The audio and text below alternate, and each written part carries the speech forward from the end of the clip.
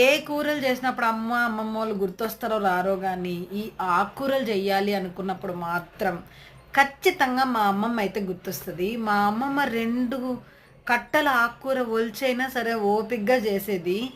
ఒక్క ఆకుకూర కట్ట 3 రోజులుగా ఒలుస్తున్నాను. ప్రతి ఈవినింగు ఒక టాస్క్ లాగా పెట్టుకొని.